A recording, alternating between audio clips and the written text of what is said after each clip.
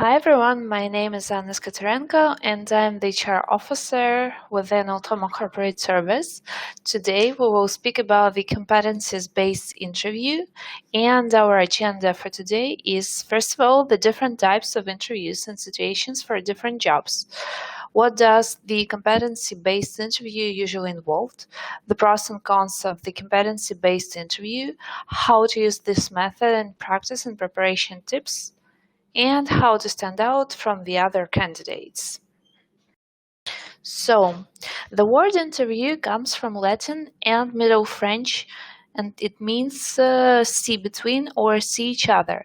Generally, as the interview means a private meeting between people when questions are asked and answered.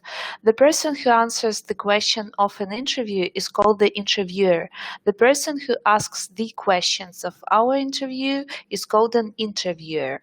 It suggests a meeting between two persons for the purpose of getting a view of each other or knowing each other.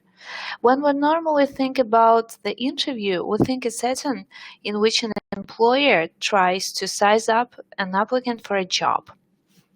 According to Gary Dessler, an interview is the procedure designed to obtain information from persons' oral response to oral inquiries. According to Thiel and Bowie, an interview is any planned conversation with a specific purpose involving two or more people. According to Dr. Amunuzaman, interview is a very systematic method by which a person enters deeply into the life of even a stranger and can bring out needed information and data for the research purpose. So, an interview is a formal meeting between two people, the interviewer and interviewee, where questions are asked by the interviewer to obtain information, qualities, attitudes, wishes, etc., from the interviewee. As you can see from the slide, there are several types of the interviews. Some important types I will mention now. So, personal interviews. They include selection of the employees, promotion of the employees, retirement, and resignation of the employees. Of course, this type of the interview is designed to obtain information through discussion and observation about how well the interviewer will perform the job. Evaluation interviews. The interviews which take place annually to review the progress of the interviewee and are called the evaluation interviews. Naturally, it is occurring between the superiors and subordinates. The main objective of this interview is to find out the strengths and weaknesses of the employees. Persuasive interviews. This type of interview is designed to sell someone a product or an idea. When a sales representative talks with a target buyer, persuasion takes the form of convincing the target that the product or idea meets the need. Structured interviews. Structured interviews tend to follow formal procedures. The interviewer follows a predetermined agenda or questions. Unstructured interviews. When the interview does not follow the formal rules and procedures, it is called an unstructured interview. The discussion will probably be free-flowing and might shift rapidly from one subject to another, depending on the interests of the interviewee and interviewer. Counseling interviews. This might be how to find out what has been troubling the workers and why someone has not been working. Disciplinary interviews. Disciplinary interviews are occurring when an employee has been accused of breaching the organization's rules and procedures. Stress interviews. It is designed to place the interviewee in a stress situation in order to observe the interviewee's reaction. Public interviews. This include political parties, radio, television, and newspapers. Informal or conversational interviews. In conversational interview, no predetermined questions are asked in order to remain as open and adaptable as possible to the interviewee's nature and priorities. During the interview, an interviewing goes with the flow. General interview guide approach. The guide approach is intended to ensure that the same general areas of the information are collected from each interviewee. This provides more focus than the conversational approach, but still allows a degree of freedom and adaptability in getting the information from the interviewee. Standardized or open-ended interview.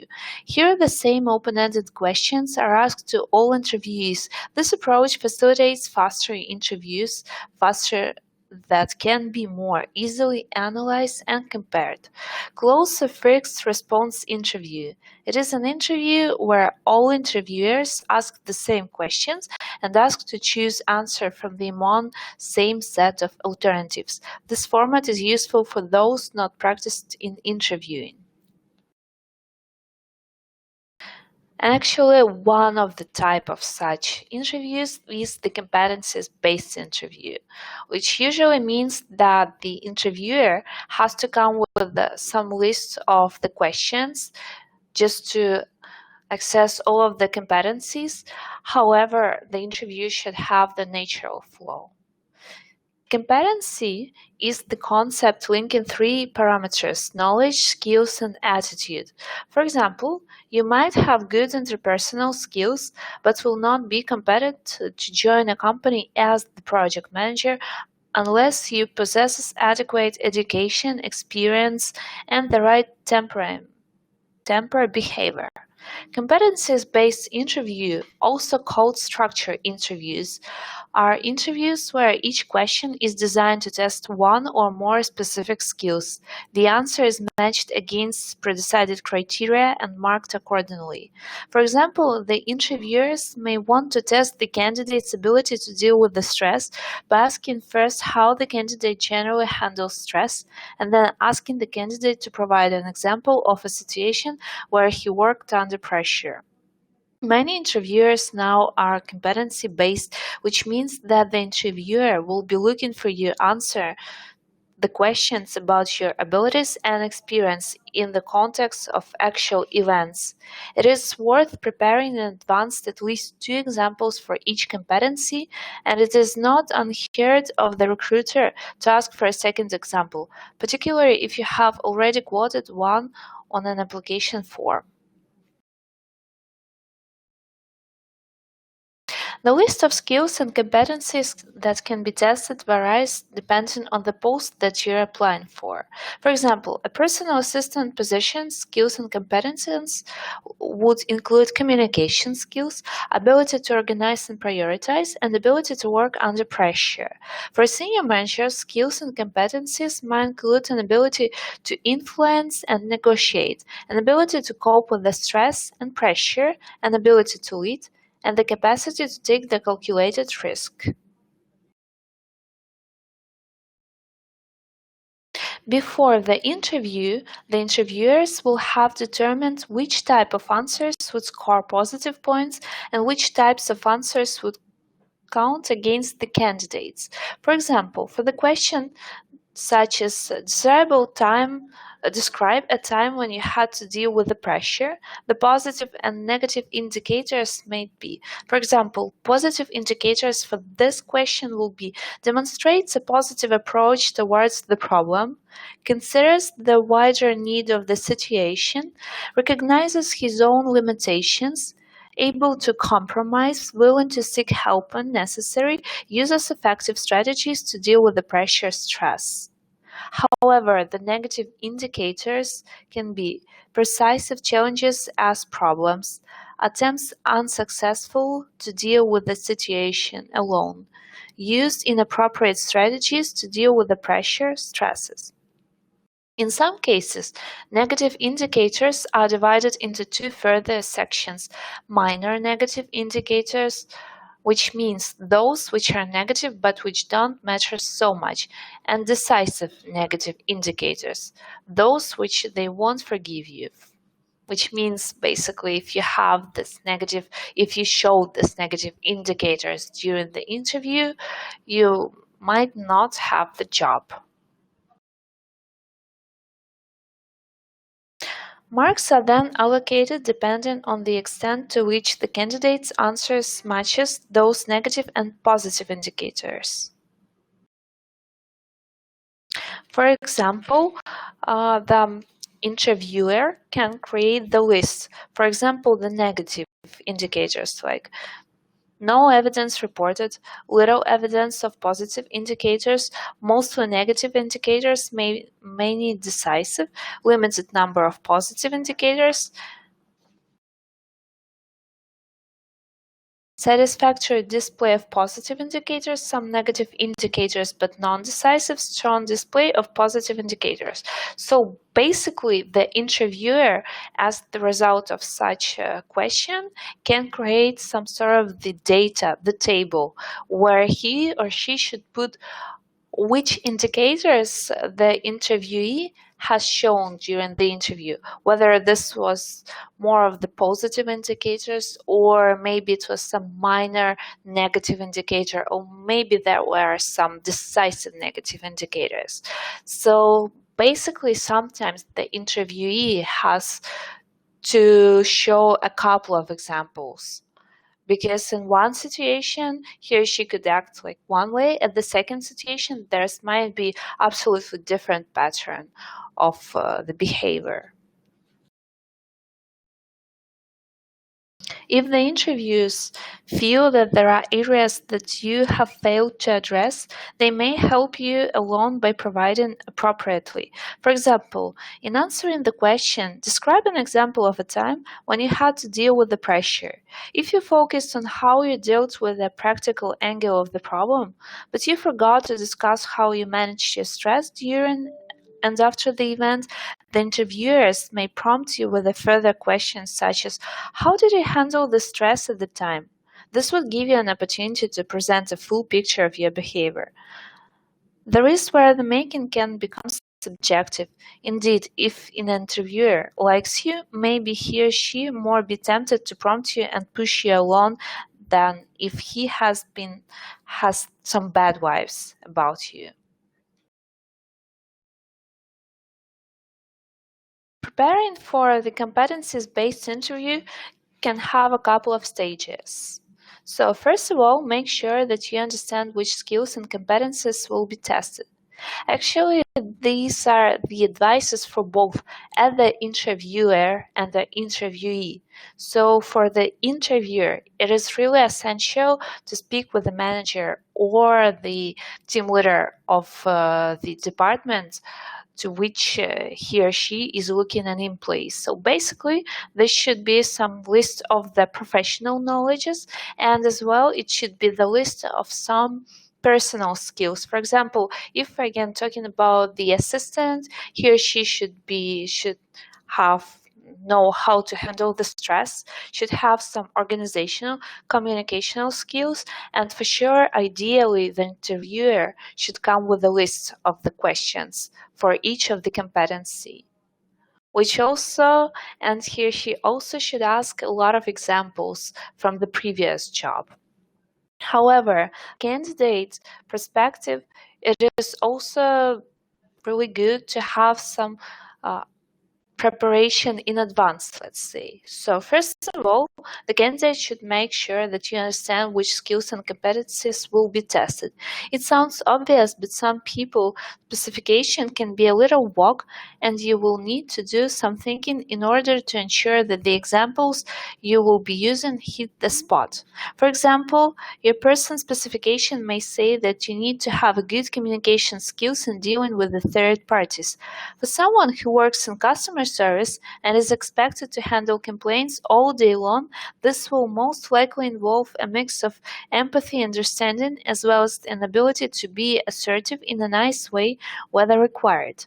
However, for someone applying for the commercial law post, this will most likely involve an ability to explain complex matters in a simple way, and not so much empathy. Understanding the requirements for the post, whether they are stated explicitly or not in the person's specifications, is therefore crucial. Identify examples from your past experience which you can demonstrate that you possess the skills and competencies that you are being asked to demonstrate. You do not have to find hyper-complicated examples. In particular, the outcome of the story does not have to be extraordinary. What matters most is that the role you played in reaching the outcome was substantial. Learn to narrate the story under using the STAR method. This means setting the scenes, explaining how you handle the situation by placing the emphasis on your role and detailing outcome result. So, in the next slides, I will provide you more with information regarding the STAR method. The STAR method, which is really one of the best cases, how the interviewer can dig more about the candidate's previous experience, about his behavioral patterns. So the STAR method is the situation, task, action, and results. So basically, each of the candidate's story can be evaluated under the STAR method technique. It is the universally recognized communication technique designed to enable you to provide the meaningful and complete answer to the questions asking, for example. At the same time, it has the advantage of being simple enough to be applied easily. Many interviewers will have been trained in using the STAR structure. Even if they have not, they will recognize its value when they see it. The information will be given to them in a structured manner, and as a result, they will become more receptive to the messages you are trying to communicate. So, let's speak first about the step 1, which is the situation or task. Describe the situation that you were confronted with or the task that needed to be accomplished. With a STAR approach, you need to see the context. Make it concise and informative, concentrating solely on what is useful for the story. For example, if the question is asking you to describe a situation where you had to deal with a difficult person, explain how you came to meet that person and why they were being difficult. If the question is asking for an example of the teamwork, explain the task that you had to undertake as the team. So, as an interviewer, you should come with a list of questions which helps the candidate to remember and to tell you the stories from the previous experience. For example, if we're talking about the position of the accountant, and you want to know how he or she had to handle with the deadlines, for example, you have to ask them, like, tell us about the deadlines. Whether did you have them at the previous job? Did you meet them? Or something like that. So basically, the core point here is that you should ask the questions which will bring the candidate to tell you the stories from the previous experience. Step 2. Action. This is the most important section of the STAR approach, as it's where you need to demonstrate and highlight the skills and personal attributes that the question is testing. So basically, these are important for both interviewer and interviewee, because the interviewer can evaluate if the candidate showed the proper set of skills for the position. However, the interviewee could also prepare him or herself for exactly the same for this question.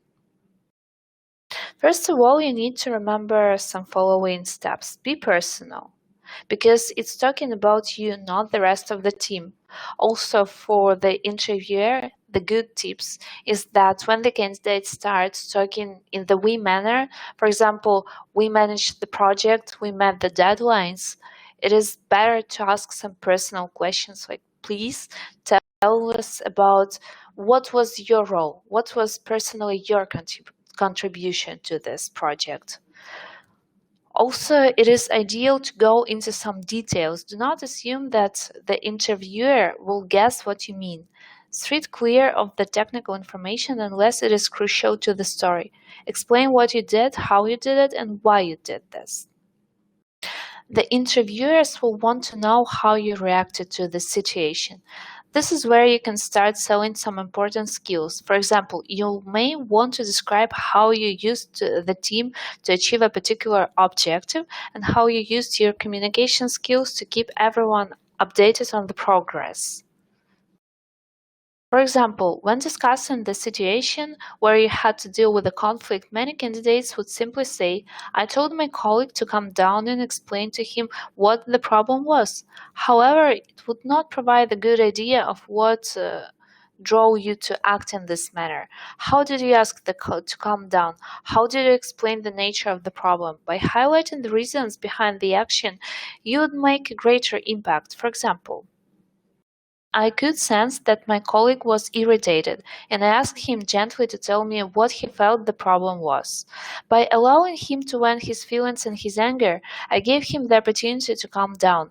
I then explained to him my own point of view on the matter, emphasizing how important it was that we found a solution that suited us both.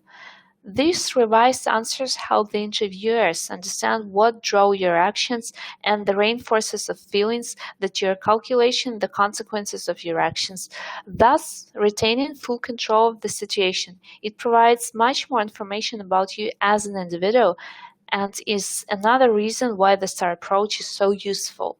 As well, the tips for the interviewer: if you feel that the candidate provides you with some general information, like I felt that the colleague was stressed and that's all, you should really go and dig into the details. You should ask more. Why did you decide to act like this? Tell me what was behind this. So to ask more questions to find out what actions candidate really made in the different situations. Step 3. Result reflection.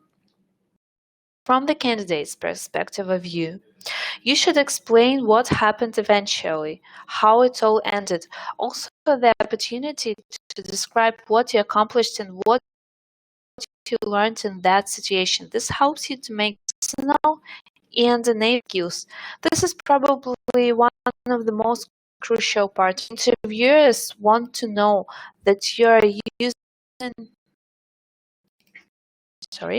generic skills in order to achieve your objectives. Therefore, you must be able to demonstrate that you are a specific objective and not simply by chance. On this slide, I would like to present to you some of the competencies which can be checked. For example, competencies-based interview questions vary widely between the sectors and depending on the level and responsibility to which you're applying. The type of competencies against which you will be assessed also depends on the actual post and the company who interviewing the candidate. For example, some of the companies view leadership as the competency on their own lists, while others prefer to split the leadership between the wide range of components: creativity, flexibility, strategic thinking, vision. You will find below the spectrum of the competencies-based interview questions ordered by the competency. The list is by no means complete, but it can provide both the interviewers and the interviewees an idea of what you can expect. So, for example, if we're testing the adaptability competencies, which means, first of all, we have to understand what is the term adaptability means. For the interviewer, it is really crucial to understand that he or she, as well as the team leader, the manager of the department, think about the adaptability the same way. For example, let's say that adaptability adjusts to changing environments while it's maintaining effectiveness. So as the interviewer, you can go with the questions: which change of the job did you find the most difficult to make? Tell us about the biggest change that you have to deal with. How did you cope with this? From the candidate's perspective, you should also prepare for this, and you should have a couple of stories how to explain to these questions. Compliance. This means that the person conforms to the company's policies and procedures. For example, the questions can be: how do you ensure compliance with the policies in your area or responsibility? Tell us about the time when you went against company policy. Why did you do it and how did you handle this? And one of the most important questions, the communication. The communication, it's really necessary and vital that the person should communicate effectively, listens sensitively, adapts communication to the audience, and fosters effective communication with the others. So, also, if we're speaking about the communication, it also can be divided into several blocks. For example, we're speaking about the verbal communication, the listening communication, and the written communication. So it is really essential for both the interviewers and the interviewers to come up with a list of questions, while the interviewee should prepare some answer. For example, if we're talking about the verbal communication, as the interviewer, you can prepare the list of questions. Tell us about a situation where your communication skills made a difference to that situation. Describe a time when you had to win someone over who was reluctant or unresponsive. What is the worst communication situation that you have experienced? How do you prepare for the important meeting? Or describe the situation when you had to communicate a message to someone knowing that you were right and that they were wrong and reluctant to accept your point of view. If we're talking about the listening communication, you can go up with a list of questions like, give us an example where your listening skills provide crucial to an outcome. Tell us about the time when you were asked to summarize complex points. Describe a situation where you had to deal with an angry customer. Or written. What type of writing have you done? Give us the examples. What makes you think that you are good at it? How do you feel writing a report differs from preparing and oral presentation? How do you plan the writing of a report?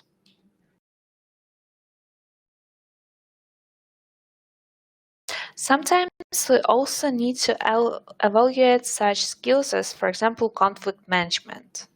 Conflict management encourages creative tension and differences of opinions, anticipates and takes steps to prevent counterproductive confrontations, manages and resolves conflicts and disagreements in a constructive manner.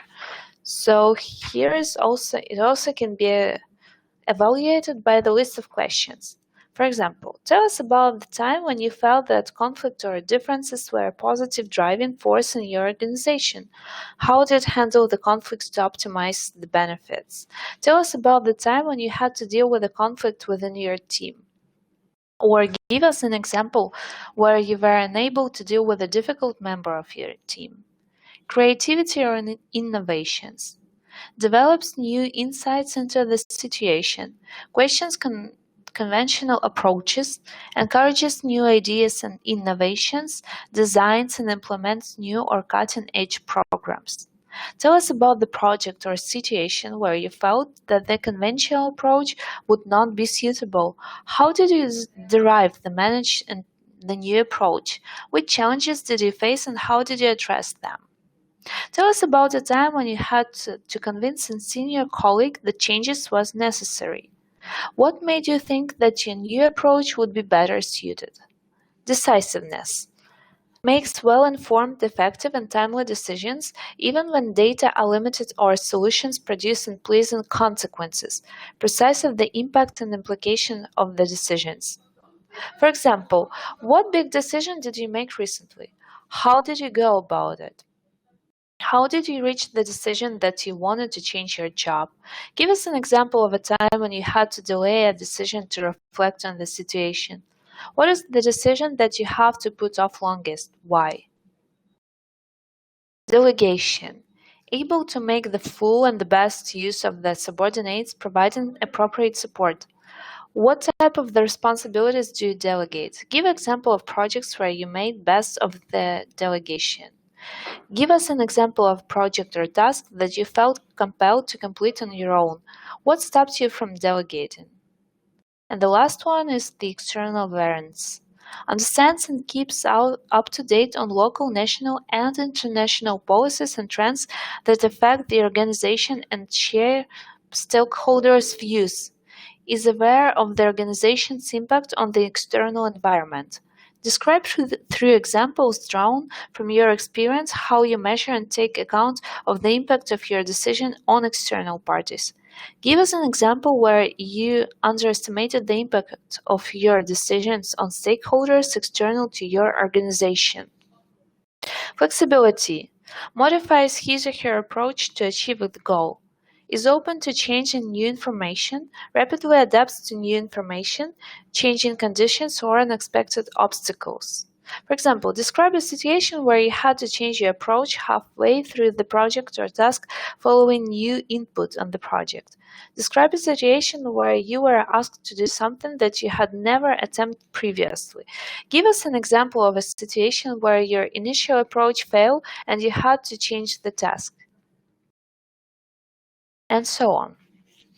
So basically, by coming up with a list of the different competencies, you can evaluate if the candidate is competitive enough, if he or she has some practical experience, some knowledge base, how to deal and how to react in the different situation. And I would also like to emphasize one of the most crucial competency, which probably is used in the different companies, which is called the teamwork. Let's say that the teamwork contributes, that the person contributes fully to the team effort and plays an integral part in the smooth running of teams without necessarily taking the lead. It can be this kind of competencies are very crucial for the different. For example, HR managers or the team leaders or the senior managers. Actually, every person in the company should have at least, maybe in smaller amount, maybe for some it's the greater amount, but still all of them has to have the teamwork skills. So from the employers and from the candidates perspective of you, you should come up with some sort of the questions and how to answer them. So the questions can be: describe a situation in which you were the member of the team. What did you do positively? Tell us about a situation where you played an important role in a project as the member of the team. How do you ensure that every member of the team is allowed to participate? How do you build relations with the other of your team? How do you bring difficult colleagues on board? Give us an example where you had to do this. Another technique, which is similar to STAR, is the parallel technique. Is the quick and simple acronym to help leaders get specific when evaluating business activities and to turn those evaluations into actionable insights for the future. So PARO, it's basically the same as the STAR. So first of all, it's like the problem. For example, you can ask the candidate the question like, what was the problem which needed to be solved? Who had to participate in solving the problem? What was your role in solving the problem? Action. This is basically the actions, the steps, what candidates made to solve the problem. What did you or your team do to solve the problem or to fulfill the request? What steps did you take and what individuals were involved in solving the problem? And then it's also result. So basically, how did the problem solved? And you actually can ask how did the project finish? Did you have some positive outcomes? Did you have some negatives? But what is more, it's for learnings. What did the person learn from the situation? So basically, for example, if the candidate tells you about the project or some really hard case with the client, you can ask him, okay, so I see that more or less the situation was finished positive with a positive outcome. But what actually you learned from this situation? So do not hesitate to ask the straight questions like, what did you learn from this?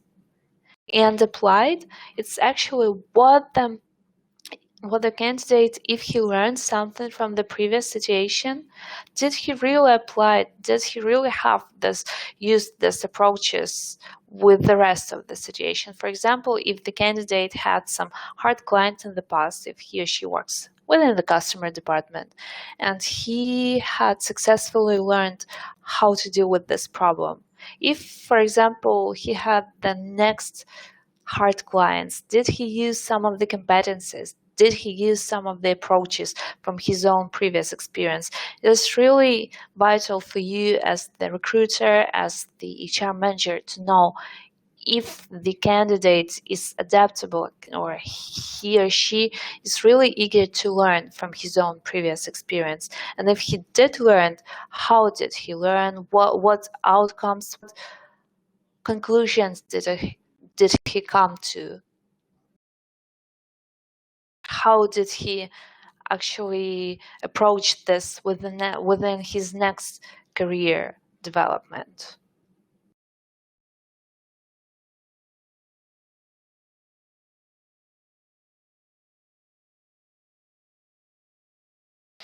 And now before the conclusion, I would like to give some of the tips, mostly for the candidates, however, for the interviewers as well, how to prepare for the STAR or Parla-based interview.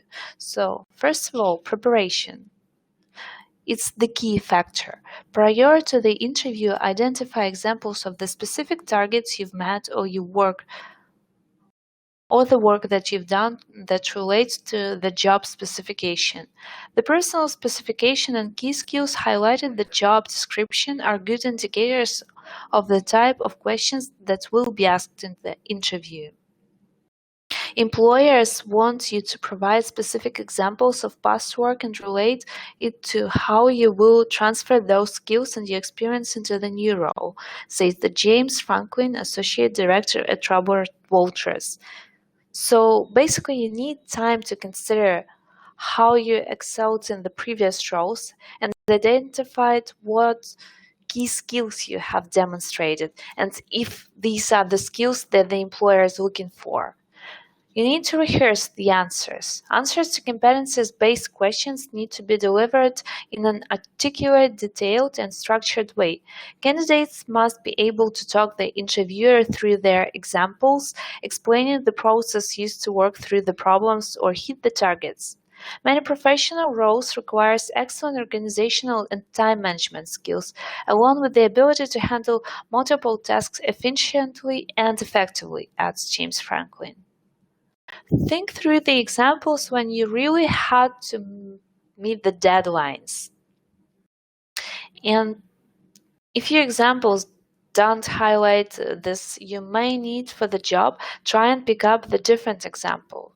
So basically, you should come up with some sort of the plan of the questions, which you can, not even the questions, but the key skills, which you can apply from the job specification. And you really need to consider and think about your answers. Think about the situations you have been faced in the past, because the interviewer will try to go deeply to ask you, how did you cope as the team member? Did you really meet the deadlines? Did you have any conflicts with your previous work? Pay attention to the interviewer.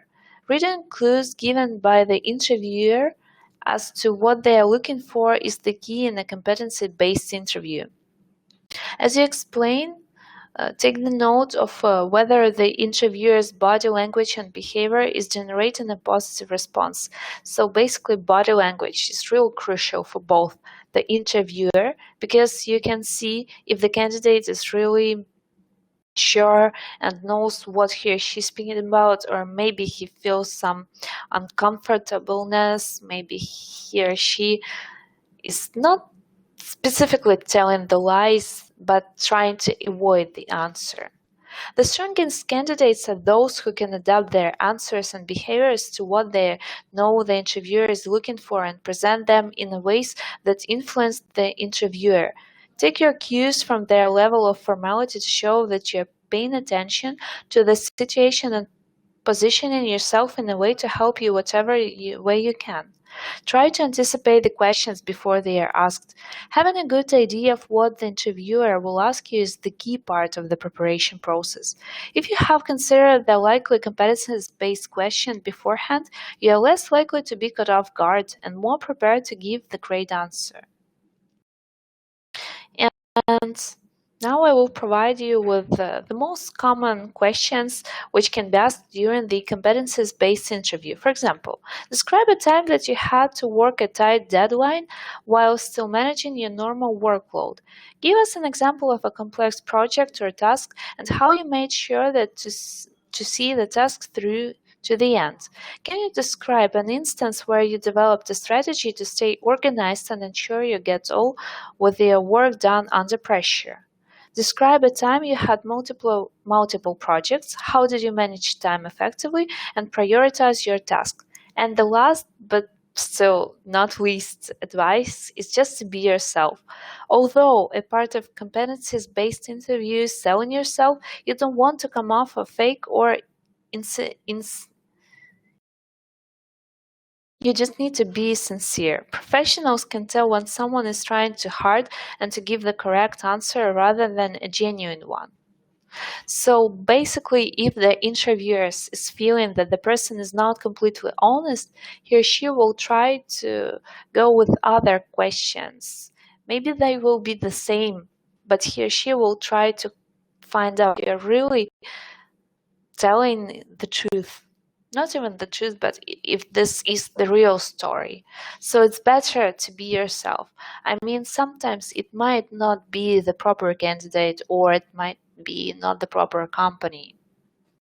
But given relevant, honest, and structured answers that showcase the real experience will let your personality shine through. Employers don't want a textbook answer. They want to see the way that you interact and how you present your information.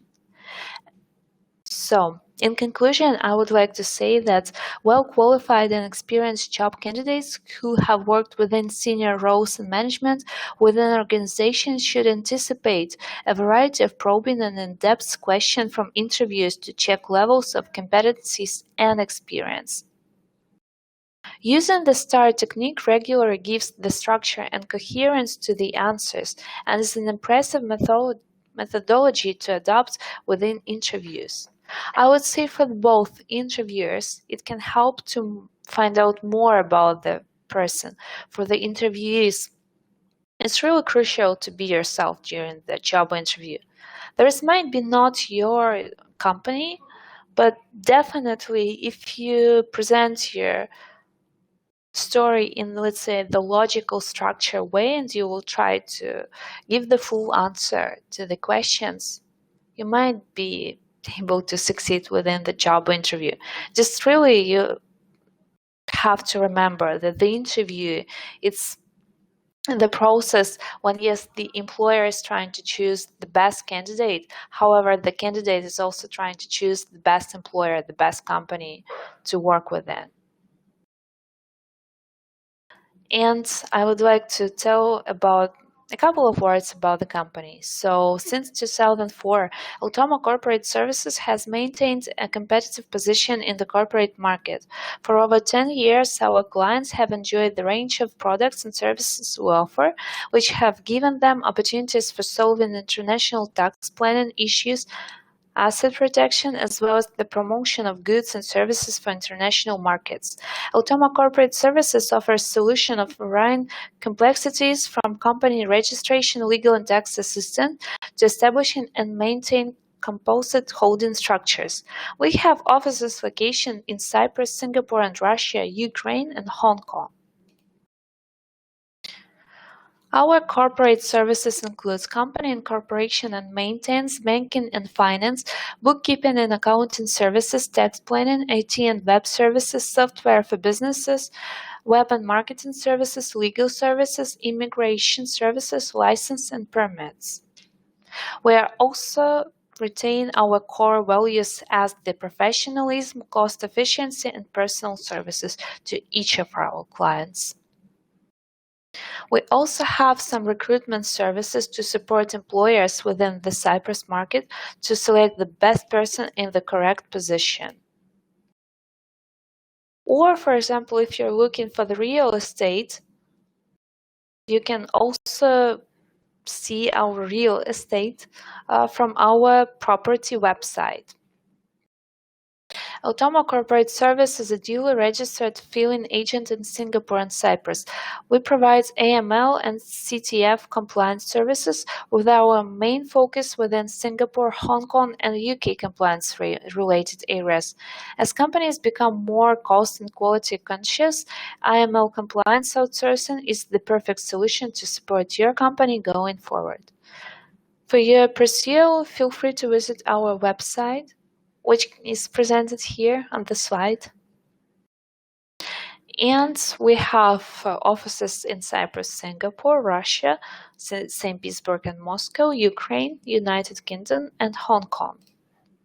If you still have any questions, please do not hesitate to send them on info@eltoma-global.com, and our experts will gladly help you to answer all of the questions.